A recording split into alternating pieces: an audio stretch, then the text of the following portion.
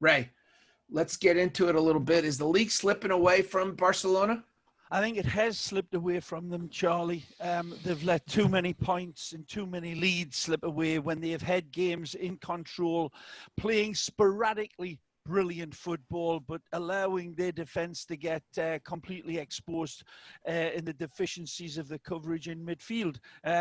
Again, when you're talking about Barcelona, there's always a complexity that's got to be built into it. But in this strange, bizarro world that we're living in, when you've got Atletico Madrid, who is a damn fine footballing club and playing really well of late, especially leading up to the game against Barcelona. When you let two leads slip, that's typical on Barcelona, and it's been endemic in the way they have played.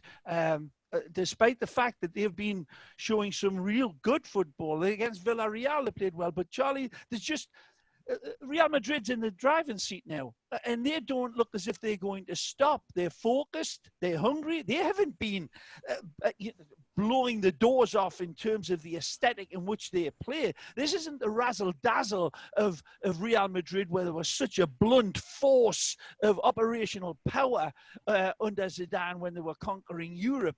This is a different Real Madrid, and yet it's more than enough to win La Liga. And my money's been on them from very early in the season after Atletico started to slip up. So for me, Barcelona's, I think the tide is gone.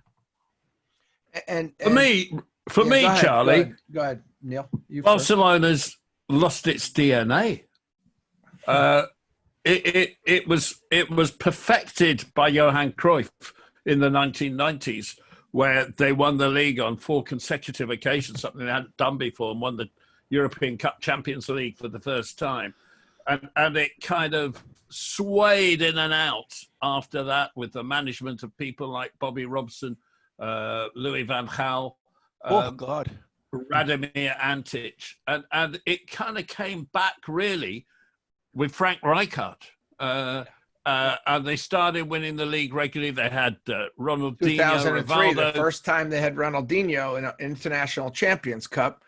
We opened up the stadium in Philadelphia, and really, you're right. It was Frank Rijkaard who really changed the whole sort of mentality. And then Pep Guardiola, of course, perfected it, and that was the second peak, if you like. But if you look at it, after Pep left, and remember in Pep's final year in 2012, 2011, 2012, they didn't win anything domestically. Tito Villanova came in and, of course, fell ill. And it kind of seemed to carry on the nature of football that had made Barcelona the most wonderful team in history, arguably. And then under Gerard Martino, it all seemed to take a different style. And nobody was happy. They struggled. They didn't win the league. That was the year that Atletico Madrid won it. But they signed Neymar. And somehow that DNA was still there with Neymar, Messi, and the following year, 2014. Was it the DNA? Let me ask you this. Was it the DNA, Neil, or was it they were just so good they covered up cracks? Well, it was a mixture of the two. Hold on a second. Before you answer that, Neil, can I just build in a component here that I think needs to be brought very much into focus that is very pertinent to the coaches that you just mentioned, Neil, and what Charlie's question is. And that is the involvement in what is also a part of the problems of this current Barcelona situation, the club, was the fact that Joan Laporta, when he was in charge, the connection with Frank Rijkaard and Pep Guardiola in its absolute essence of spectacular synchronicity and understanding was the big component that led to Guardiola's genius of a football team and the greatest football team we've ever seen in terms of an aesthetic in a winning team. But it was that connection between the board of Laporta and these coaches that that instigated this transition of just spectacular brilliance. And I don't think that can be underestimated when you look at the problems that they're having now. Laporta was fighting on all fronts to get it done, and he put the trust in the likes of Frank Rijkaard and especially Guardiola. There's the keys, you drive it. And look what they did. And I think that I want to throw something else in here, Neil, just before you jump in there. Also, Sandro Rosell, who was responsible for bringing over, he sniped Ronaldinho from the nose of Peter Kenyon at Manchester United. Well said. Literally the first ICC that we did, they were all waiting for Peter Kenyon to come in with Ronaldinho, and he was sniped, and Barcelona called me and said, we have good news. We just got Ronaldinho. And this time he wasn't the Ronaldinho that we knew in the next few years. He was just becoming that. Right. But Sandro Rosell then had a fight with Laporta. He became president. And the administration there now are all friends of Sandro Rosell's, which is fascinating. Go ahead, Neil. I just want to set the stage. No, I was going to say now with Bartomeu, all the talk seems to be of differences between the hierarchy and the players, between the managers get turned over at a crazy rate. I mean, when they signed Neymar in 2013, the following year they signed Rakitic and Suarez and Ter Stegen and Luis Enrique, and they won the treble. But since then, it's just been downhill. And with Bartomeu, there seems nothing but difficulties at all levels of the club. Well, let's get into that a bit, but I first want to get into they're playing right now. They're going to play today against Española, and they put in this new formation, and maybe Rocky, you can tell us about that new formation, and if you think it's going to change really the trajectory for this team over the next few weeks, months. That's the big question. Is that going to be able to be the resurrection of Quique Setién? Are the players going to be able to trust him enough? Is he going to be able to trust the players enough? It's an incredible set of showdowns leading up to Portugal in the Champions League, where these games will be played on a one-off basis, and anybody playing Barcelona on a one-off game situation know they've got a tiger by the tail and his teeth at the other end. Despite all the flaws in them, Charlie, this could work out to be Quique Setién's salvage operation, if you like. The league looks as if it's sailing over the sunset. The Champions League is still there.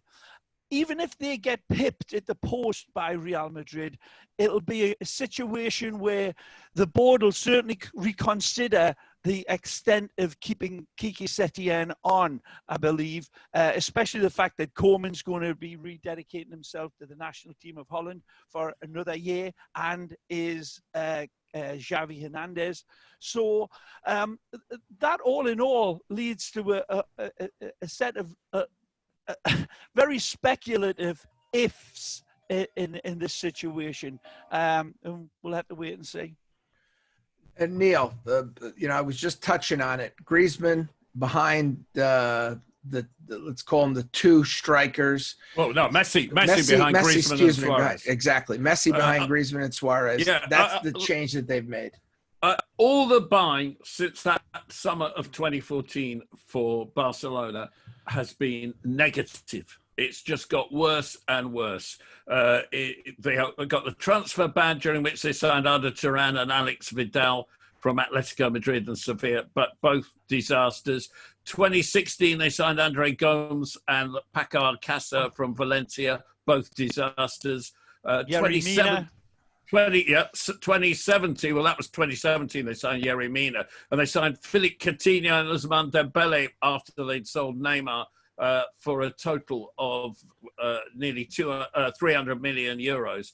And Paulinho, who actually wasn't such a disaster. Semedo from Benfica. Delafeur, for goodness sake, they signed. And then Malcolm from Bordeaux. I mean, it was just one disaster after another. So what they're doing is patching up what they've got.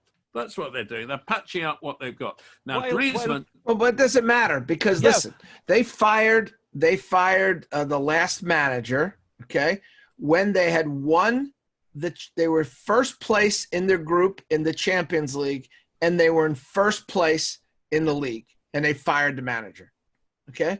So I'm asking about the here and now. You know, if they pull a Real Madrid, which is come second in the league traditionally the past half a decade here, you come second in the league and you win the Champions League. It doesn't seem like it's hurt Real Madrid at all.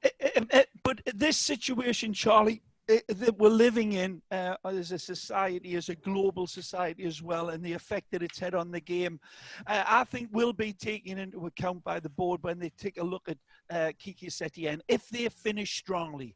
Against Villarreal, to go back to your previous question, the change, subtle as it is, in formation, in reality, it was a different dynamic, playing Messi very much at the point of the diamond, as they call it now, behind the two strikers. Griezmann, it was that flourished here. Yes. Leo, for me, was typical Leo Messi. Here, there, everywhere. He was on the left side. He was on the right side. He was picking the ball off Busquets alongside of him. But the key component was the release of Griezmann off of the point man, the strong man, who had a very good game as well. And tactically, Suarez, where he was lying in a deeper position inside of the box and not being required to move, which he doesn't do particularly anymore anyway.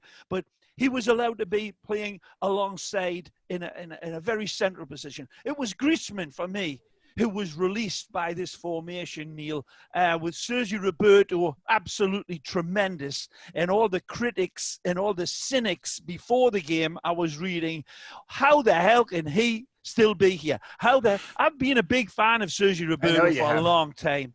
And I think he brings a lot. And he brought it to this game. I think it was made easy, Charlie, Neil, for the way that Villarreal played up against them, that it suited Barcelona in many ways. But this may be the formation now. The indications there were really good. Now, when Frankie de Jong comes back, is he going to slide in for Sergio Roberto or maybe Vidal? And Nelson Semedo, who is wonderful, but he's wonderfully erratic. Is that situation going to be a place for Sergi to drop into and give them? Longley looked solid. Piqué was tremendous as always. And Ter Stegen had to come up with big. So it was the best Barcelona, all DNA that Neil's talking about, performance for some long time. But the issue with this formation is that if you play a midfield diamond with your wide midfielders narrow, those wide midfielders still have to take the opposition fullbacks when the opposition come forward, because your fullbacks are taking the wingers. So your wide midfielders have to take the opposition fullbacks. That's right. So if you've got Alphonso Davies and Thomas Pavard coming flying up that's the flanks, a problem. then your wide midfielders, whether they're Arturo Vidal or not so much Sergio Roberto, if it's Frankie de Jong, they're going to be blistered for pace. They're not going to get near them. They're going to be really challenged, and that's the key. Benjamin Pavard, did I say Thomas? Yeah. It's risk and reward. We got it, though. Don't worry. It's risk and reward, as it always is with Barcelona. But if you want to get the best out of Messi and that way going forward, and you're playing with him, is that part of that midfield. Messi's not going to be tracking back on either sides, Neil. So that part of it is going to be down in some regards to Griezmann and Suarez, and they're not to that manner born either. Griezmann more so on that right side of Barcelona's attack, covering as he did sometimes against Alberto Moreno for Villarreal when he got forward. But against the players you're talking about, it's going to be a hell of a challenge. You're right. Well, that's the thing. It's one game, right? Has the opposition already figured it out? Now, Ray, I remember you saying to us when we were on the football show one day that, any team that sits back is going to give Barcelona problems, right? And, these managers and teams aren't stupid that they're going to face in the Champions League, starting with Napoli, with Gattuso, and he's proven he's a better manager than people thought he would be. Don't know if they have the horses to keep up with Barcelona, but I expect it to be very different than the Villarreal game, where they just big time. They just pressed everywhere and let them. They broke the press. They came through. It was like there wasn't a problem at all breaking that team down. Yeah, and the given circumstances now of the Champions League, I think they'll have enough to get past this Napoli side, Charlie. I as much as they are showing improvement in Napoli. I agree with you. It should go their way, but football being football in this bizarro world, who the hell knows? But when they get, if they get past the Italians, what are they going to be faced up against next? And Neil, they're one-off games now. So that part of it may trend towards giving Barcelona not a big advantage, but a slight advantage. And I know that's arguable, because if they lose, the argument will be, well, if it had been over two legs, they would have been able to beat that team. So it's going to be an intriguing competition. It's going to be different to anything we've ever seen before, and the adjustments for the coaches and for the players is going to be bewildering, Charlie. It's going to be a different. It's going to be like a World Cup, really. It's going to be like a World Cup, one and out. That's it. Yep. All right, let me switch gears a little bit, and let's talk about the most important person, perhaps ever. Maybe you could say Johan Cruyff. But this is really about it. Lionel Messi really has been the club for 15 years now. There's talk of him leaving.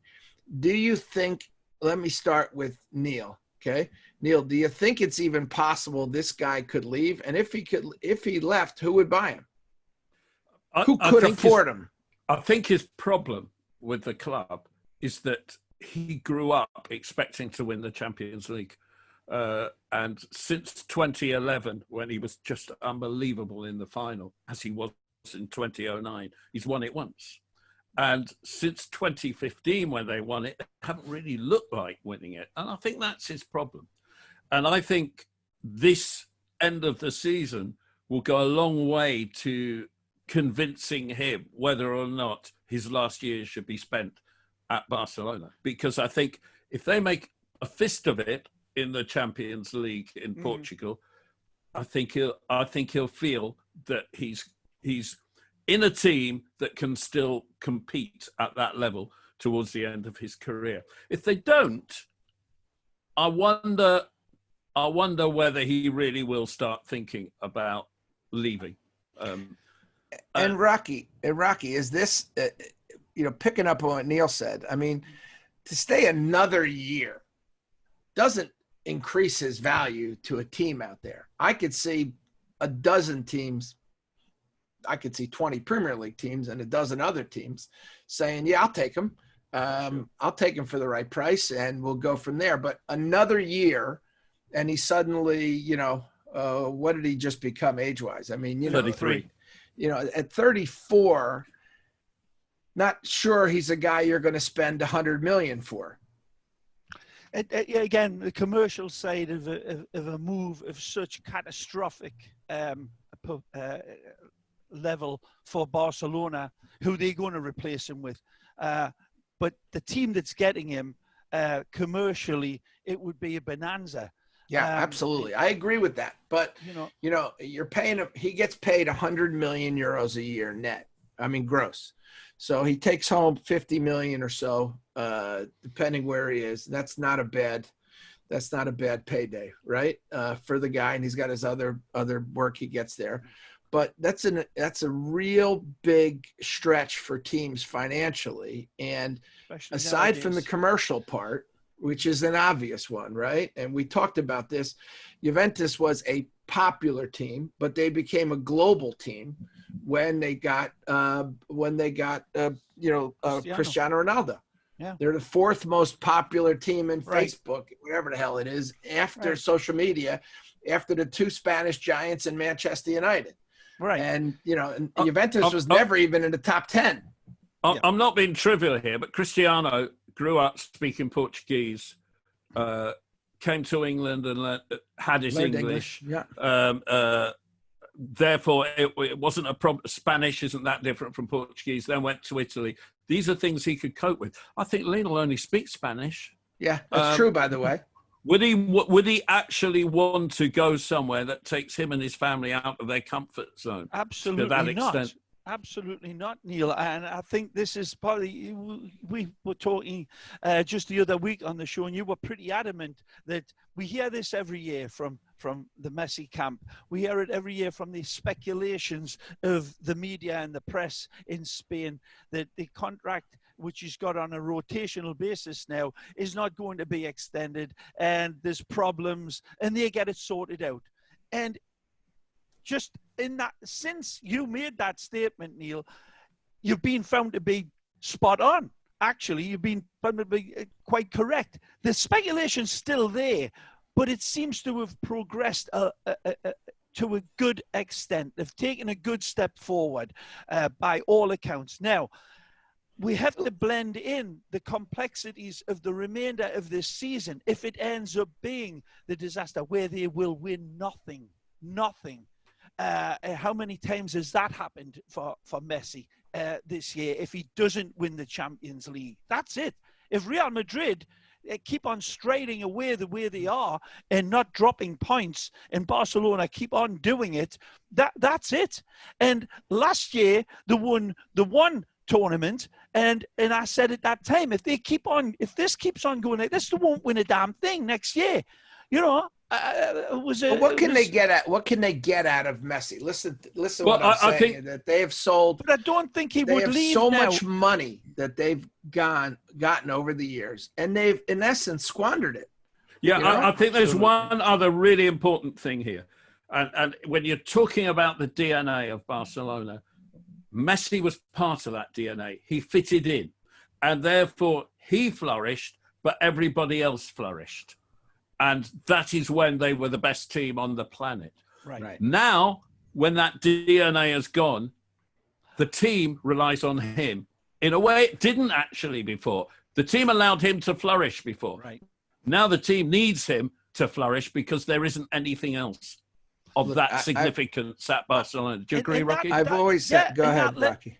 I was just going to say, Charlie, that lends into the fact that the timing is now.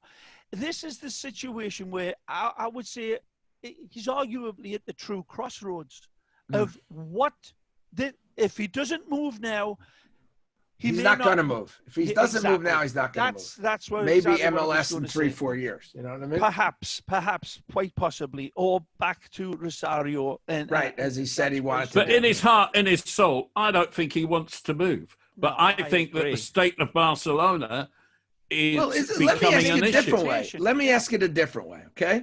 Should he move? I mean, for his own legacy. I mean, it's one thing to be the bandiera, or the flag, like Maldini, right? Yeah. Very few of these guys left that start and finish in the same place. And I guess in a technical sense, you could say even Messi didn't do that because he played for a team in Argentina first, okay? But he's a one team man. Does it matter at this point in his career? Because listen, I'm just going to say this, and Pete Corey and Carell Rafael, our boys that are produced this show, love Lionel Messi, especially Carell. Jeez, it's like pathetic, right? He's like you, Ray. I mean, but why not go to an Inter Milan? And look, the Argentinians. Because he'll lose there as well. Hang on a second. The Argentinians and Spanish, that's a good point, I guess, but the Argentinians and Spanish fit in well in Italy, okay? you can argue it's the same culture, Italy, Spain, and Argentina. Really, in a lot of ways, it is. It's not that big of a transition. Like if you said to me he's going to go to Bayern Munich, I'd be like, oh boy, this is not a smart move, because it's a completely different culture, different language, everything, right? I mean, Messi and his wife are Italian descent. It's not like they're going to China and a new experience. To me, and he also said as a kid, he thought of going to Inter Milan because they had so many of these great players and Zanetti. They have the money. They have the new rules, 25% taxes only in Italy versus 50%. They're having what this tax renaissance, if you will, what Spain did, how they attracted all the Galacticos, the Beckham rule. They have that now in Italy. Why not? Why not go to Inter Milan? And well, Neil, Charlie, I see the notes in the side here from Pete Corey, who's losing his mind, calling you all sorts of names. A lot of four-letter words. Because he's an Inter Milan supporter. Yes, listen. Correct. There's been footballers, great footballers, in our lifetime and in the history of the game, that are dedicated to a team and are regarded as brilliant players, world-class players, geniuses. In my opinion, there's never been a player the way Messi has attached himself to this club, flourished with this club, rose a great institution of a club, and eclipsed the likes of Cruyff and Maradona and Stoichkov and on and on and on and on. And no player has ever been in that situation, in my opinion, that before you could, maybe Pele with Santos, and going back decades, and that's maybe not a Maldini with AC Milan. Possibly, Charlie. But I mean, in all honesty, with the achievements on a singular basis that Leo has assessed, and I'm not putting down Paolo Maldini, believe me. No, I know you're not. I know you're not. It's just that this is an entity of a different level altogether. And again, you could. I'm not knocking the achievements of the great Totti at Roma, for example. That's not the point of my statement. The point is, for me, in this situation, for Leo, with the manner of his global following, his glittering performances internationally, and with his footballing club, that there's no player ever been in that sort of influence for the DNA and continue it and exemplifying it and expanding on it the way Messi has. In 19 years in his time at Barcelona, there has never been a situation where he has stated that he's nothing else other than happy, but till now. And what's happening now, right now as we speak, is silence. And that silence is absolutely deafening. From Messi, not to state categorically that it's going to be okay after this season's finished. His season, the contract runs out next season. That is a shocking. It's an indictment against Bartomeu and this board, and it's a direct consequence of how they have handled their business. And that's the big question mark, guys, for me: is how much is this a true reality? That this is the end of an era, the likes of which, with all due respect to Signor Maldini and the likes of them, we have never ever seen before. Look, I'm not going to argue with you, Rocky, and I see your point is a great one. Go ahead, Neely. The big difference between Messi and Ronaldo is this. Cristiano was a great player at Manchester United when he went to Real Madrid. So he wasn't part of the DNA of Real Madrid in the same way. They'd signed him for huge money and he left for good money. He was always, in that sense, an asset. When Barcelona finally lose Lionel Messi, whether it's to a transfer, which I don't think it will be, or to old age, which I think it will be. It has to be at some point. It can't play. They will suffer like Manchester United suffered when they lost Alex Ferguson, like Manchester United suffered when they lost Matt Busby, Like I believe Atletico Madrid will suffer when they lose Diego Simeone, but we're talking about managers here. And Rocky is right. As a player, Messi is different to everyone else. And I believe that Barcelona are not planning for the departure of Messi as a player. And did they have it?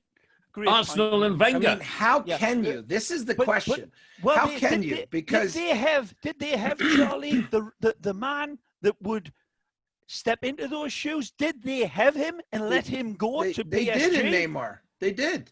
He was the guy, in my opinion, that if he's still there, he's still flourishing with Messi. He may at this point actually overtake him if they were playing together. I'm talking about, you know, he might have been the main guy by now. Okay, he went in a different direction. His career, for different various reasons, hasn't taken off. But maybe at Barcelona it would have. We'll never know that now.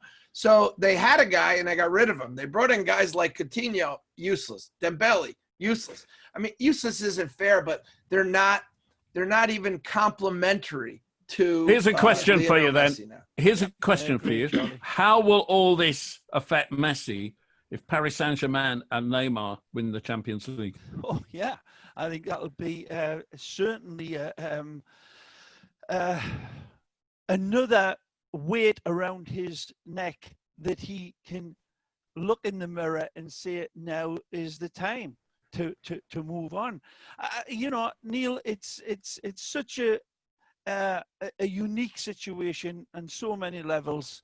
And again, the intrigue of what's going on behind closed doors with Bartomeu and the board is going to play out. This is not over. This refusal to commit himself, Leo. It's never been before. The pressure's on everywhere, on him, on the board, on his teammates. This bizarre run-in to the end of the season has never been more littered with twists and turns and ups and downs and ins and outs the way it is in Barcelona. You look at Manchester City, Bayern Munich, Real Madrid, happy ships on a course that is straight as an arrow.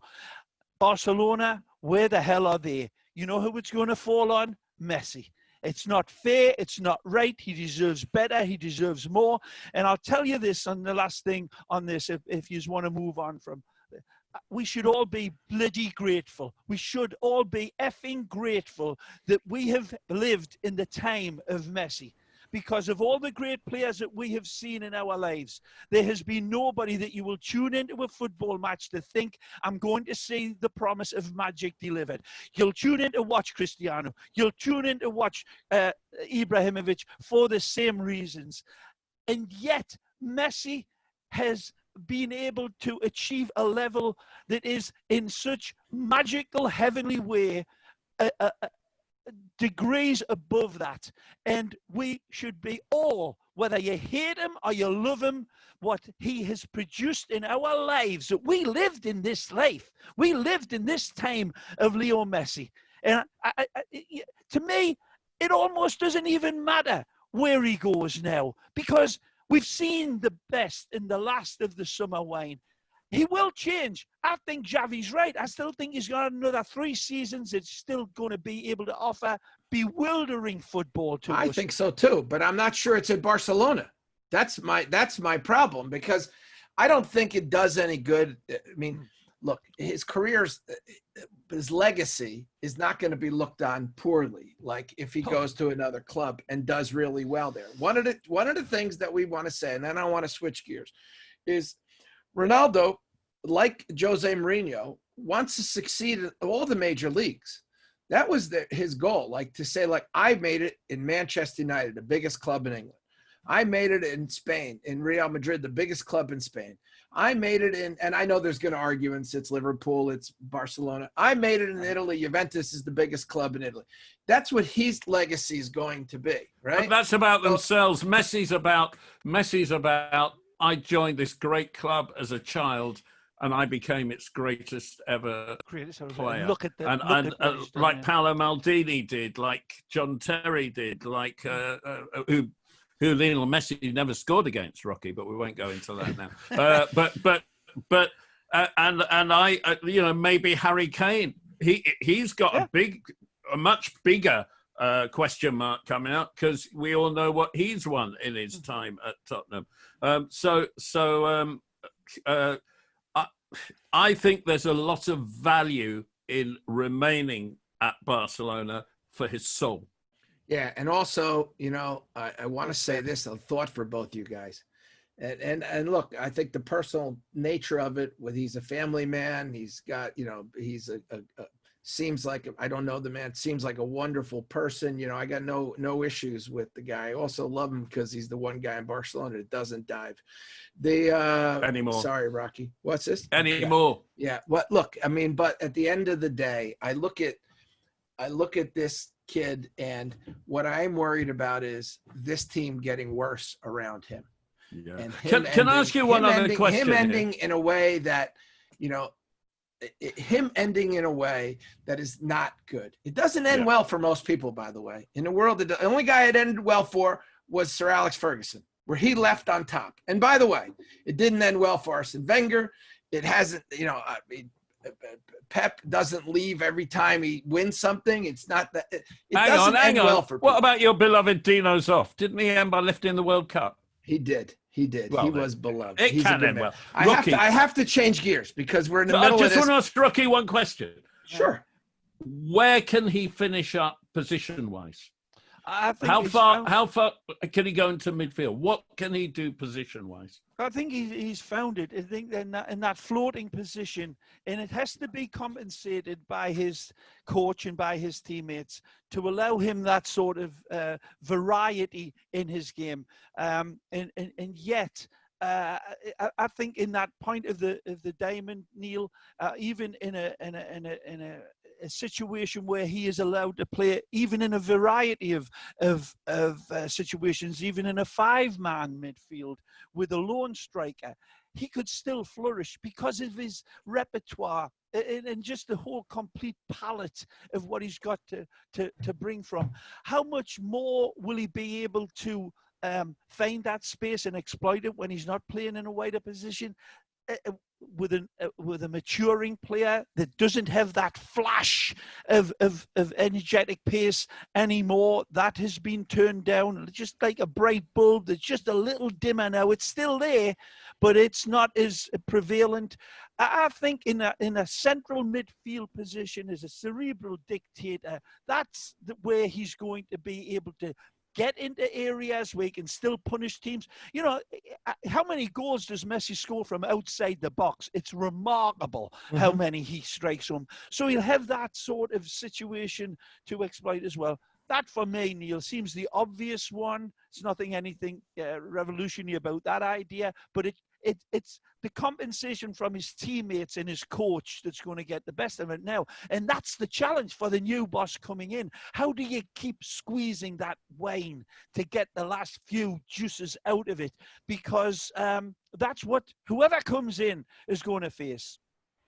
Look, you both bring up some great points. I want to shift gears to the manager now, okay? And the manager and really the board. I started, we've talked about this often, and, people talk about what's fair in sport, what's not fair. And I'll give you the example. How many times have we heard, well, it's not fair for a country to own a team, right? That's not right. It should be, an individual. That some people say it should be a corporation. Some people say it should be the fans, right?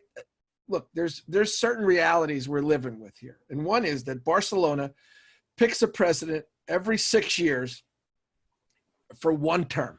That's it. That's all they get. Now, you can come into a term by, and you could extend it if you're in one term and, you're replacing somebody and you could run one time.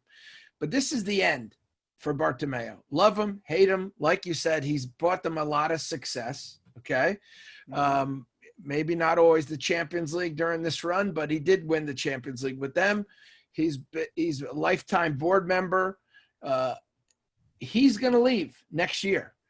Does he want to be the guy? Does he want to say, look, I'm going to stay until Messi stays. When Messi leaves, I'm out of here and we're all out of here. Now, we know he has a rocky relationship with the players. That's something that has come out because of, they said he spied on the players. They were leaking misinformation to make the players look bad. This is one of the issues that has irked Messi and some of the other players, right? You said Xavi won't come back until he's gone. There's a lot of issues here. The question I have is, let's start with Setién. Is he going to make it at the end of through the end of the year, which he will? I mean, let's say, will he be hired next year to stay on board?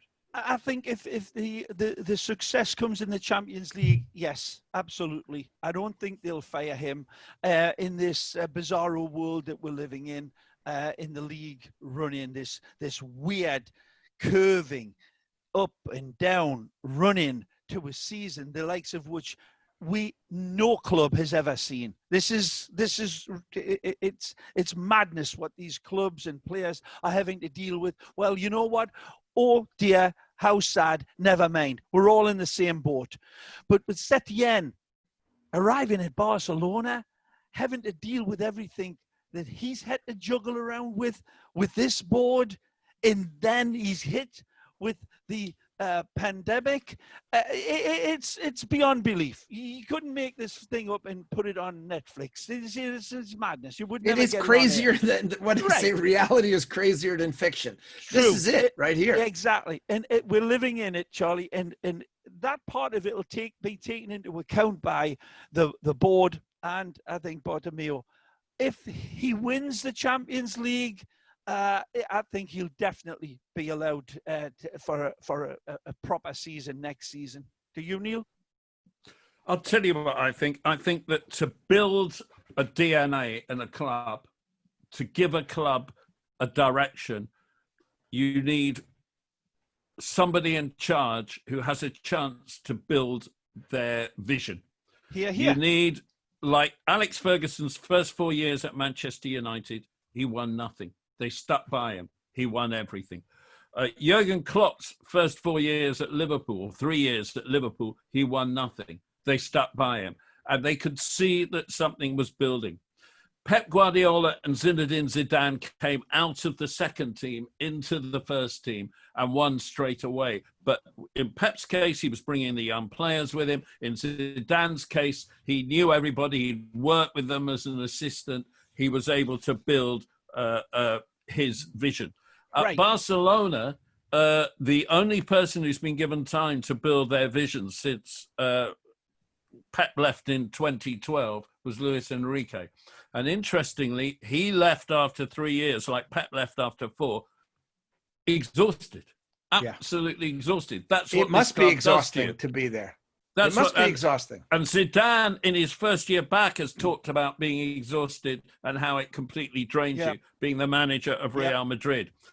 Do I think Setién will be given the time to build a vision? Do I think there's evidence that he has a vision, or do I think the evidence is he just hopes Messi digs him out in every game?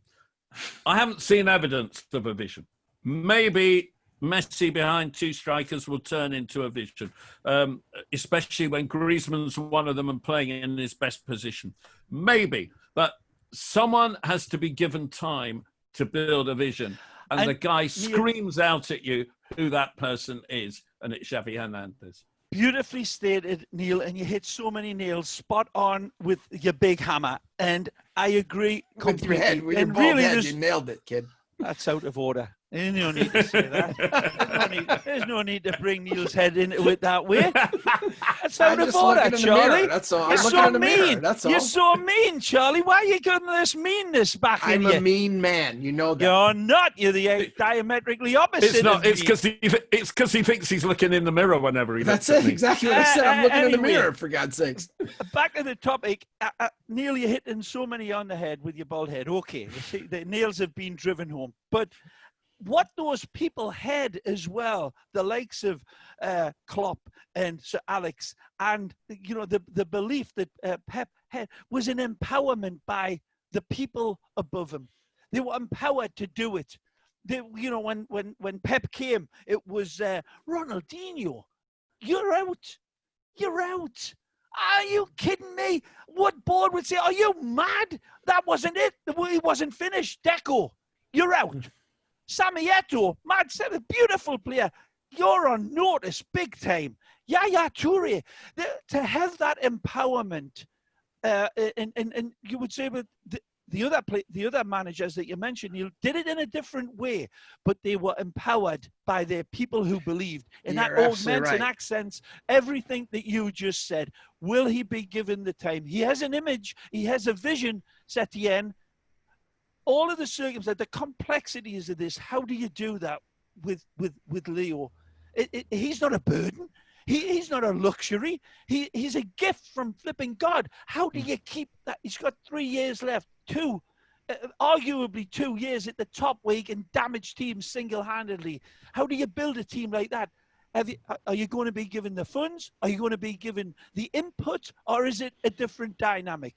All those clubs that you said, Neil, did it the right way, and look at the success they're having now. Barcelona, not so much. Yeah, but the difference is, and Neil said it so perfectly, the difference is these are managers. Do you think Pogba would still be there if Sir Alex Ferguson was the manager? No, I don't believe so. That's my personal opinion. Not because he's playing well now, but I'm saying he wouldn't have tolerated all the stuff in between, right? Now, Ole's a young manager. The problem with Barcelona is it's not the manager that runs the team. Right. It's Lionel Messi. Now, I don't know. He's the best player in the world. I'm giving you that. And he's a great guy and a whole bit. But I don't think there's anybody that comes in there and is running the show. They know that they have to make Messi happy. And I don't care what manager you are. I haven't got... Charlie, the first job of a manager is to make his big players happy. That's the first job. So that's just part of the deal. Very different. It's very different when the manager and the board are buying players or selling players because Lionel Messi doesn't like them. It's reality, fellas, in this club. Now, I got one for you. The guy who's going to run for president again. The guy who's going to run for president again is Laporta. I know that for a fact. He can run for president again. And if he runs for president, I don't know why, because he was there before, why he can do it now again, but apparently he can because he came in, I think, on one of those strange moments. He can run again, and Messi's his guy. Here's a question then for you. If you became manager of Barcelona for next season, would you keep Messi? 100%. Or would you say, I'm going to run this club my way, and I can't do that with him in the squad? Look, I would keep him, but he knows a hell of a lot more than me. Okay, and he's also. I still think he's the best player in the world. So all I'm saying is there's a reality to having the best player in the world, and whether you think it's Cristiano or you think it's Lionel Messi, it doesn't matter. You look at Juventus. That whole team now has changed for Cristiano Ronaldo. Okay? It's happened. He's a striker now. He stands up there and he takes more shots than I've ever seen. He takes more shots than a firing range. Give me something good, Rocky, to say, But the reality is when I talk to the managers, to the managers and to the general managers and to the presidents of every club I deal with, here's what they say to me. Okay, yeah, how much money? Okay, yeah, we'll come play in the International Champions Cup. What are the dates? Okay, I'll talk to my manager about the dates. So he'll be ready to come on these dates here. You know what Barcelona tells me every time? I have to ask the players. I have to ask the players about preseason. Okay, it's a different world that you guys have to understand. It just is a different world. It doesn't mean it's wrong. They've had incredible success. But to Neil's point, this is like Sir Alex Ferguson leaving when he leaves.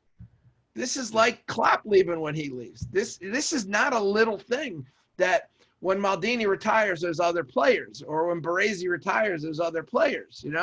He's it. He's everything for this club. I didn't get a disagreement. What happened? No, and I think I think your statement from your experience cannot be argued, because you have been in those rooms and evaluated this in a way that other clubs are operating quite differently, and I accept that 100% unequivocally. I do not believe that Messi has the individual latitude to pick players, pick coaches, and have any sort of effect directly towards which players come, which players go. I personally don't believe that. And is that because, Rocky, let me ask you, and I don't mean this is that because, I mean, I don't necessarily think, I don't equate that with being a bad guy or an evil guy or a manipulative guy. I don't. I see it as, I'm the best player in the world. You want to get the most out of me.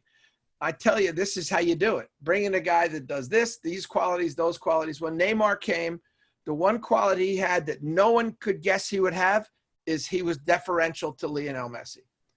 And that's why he was successful. I don't think it's negative. I just think it's a reality that he is such an important part of the club. It'd be like going to Manchester United or going to Liverpool and saying, I'm doing this without Klopp's okay, without Sir Alex is okay. And I agree with you. I don't think he's going there and saying, this guy should play, that guy shouldn't play. I don't think it's that way. But I think there is a deference that everyone's like, well, we better make sure that Leo's okay with this. The best paid player at the number one club in the world, inarguably, in a lot of people's minds. There's no player that at one club that assumes that mantle the way Messi does. And it's arguable. We got the usual suspects coming in. And I get all that. Okay. Neymar at PSG, Cristiano at Juve, on and on. No one like Messi. No one like Exactly. Messi. There's nobody like Messi. It comes with the territory. It simply does. That he's the one that's going to be, well, they call it the Amigos Club, right? And and I think that is a sad condemnation of a group of players that have performed magically, but everybody said, well, it's because, that's why Tata Martino wasn't allowed to say. The players didn't like him. I don't buy that. Well, okay. It's not like a dislike. It's, this better than anybody, Rocky, because you played at the highest level. You managed at the highest level. It's whether you get results or not. So he gets results. So he's right. That's it. He's right. Yep. He's the best player in the world. He gets results. His team wins. Let's move on. Fellas, I cannot tell you how much I enjoyed this. Go ahead, Neil. You wanted to say I was just going to say, in 2011, when Messi was just so unbelievable in the Champions League final against Manchester United, United got there by changing their team midway through the season. Ferguson changed his team, and a 38-year-old Ryan Giggs played in central midfield. They played a 4-2-3-1 with Rooney behind Chicharito. Sure. And Ryan Giggs was in a midfield too. There is something in me that would love to see a manager come in to Barcelona, buy the best flipping centre forward in the world, and play a 5-man midfield that Rocky was talking about, with Messi simply in there to create. Because as he gets older, what he will not lose is his passing ability. Right. And he may not get the goals, but he will provide the goals. And if you get the Lewandowski of this season, whoever that's going to be over the next 2 or 3 years, and I think we're struggling to see it being Erling Haaland, I'm not sure who it's going to be. Not Harry Kane, but whoever is the best centre forward, get him, get a 5-man midfield, and Barcelona could be a different kind of Barcelona, but it could be a Messi rainbow. I think it's Lautaro Martinez and but Carell said it's so it's not Messi to Inter Milan, it's Inter Milan to Messi. Exactly. It's Inter Milan. Messi goes to Inter Milan. That solves everything right there. For Pete, Pete's happy then.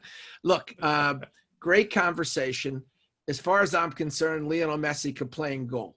I don't care. He's that good. and I think he's got many more years ahead of him. I just think he's such an important figure for Barcelona, and I agree with Neil that I'm not sure they're ready for this departure.